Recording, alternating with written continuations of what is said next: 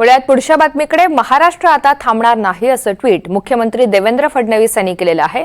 6 महिन्यांमध्ये 1,13,236 कोटींची परकीय गुंतवणूक असल्याची माहिती त्यांनी दिली आहे। वर्षभराच्या 94.71% गुंतवणूक ही 6 महिन्यात झालेली आहे असं ट्विटमध्ये त्यांनी नमूद केलंय।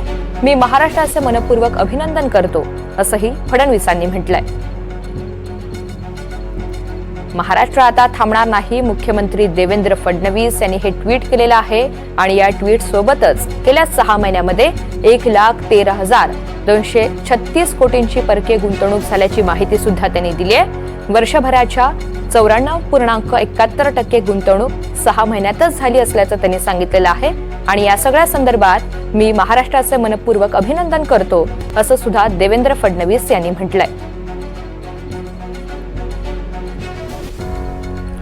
माहिती सरकारच्या गेल्या टर्ममध्ये खरं तर विरोधकांनी परकीय गुंतवणुकीवरून प्रचंड घमासान हे केलेलं होतं, प्रचंड टीका केलेली होती माहिती सरकारवर आणि याच मुद्द्यावरून विरोधकांनी वारंवार सरकारला लक्ष सुद्धा केलेलं होतं।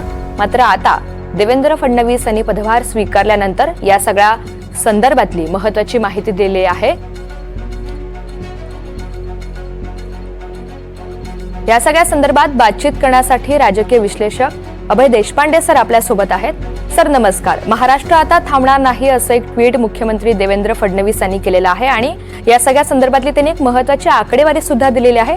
आपण याकडे कसं पाहता?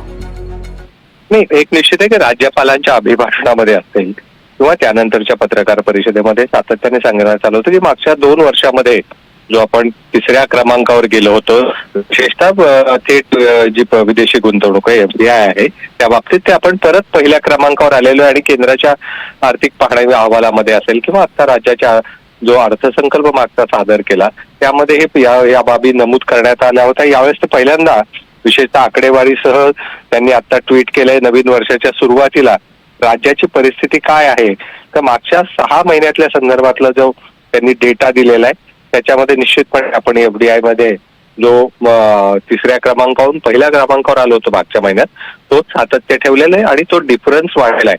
कारण केवळ FDIचा विचार केला आपण तर मागच्या वर्षभरात मागच्या 3 महिन्याच्या तुलनेत 3 महिन्याची गुंतवणूक आली भारतामध्ये, त्याच्यापैकी 52% गुंतवणूक एकट्या महाराष्ट्रामध्ये आलेली आहे आणि निश्चितपणे या बाबतीत मला वाटतं की मुख्यमंत्र्यांनी ही बाब अधोरेखित केलेली या माध्यमातून।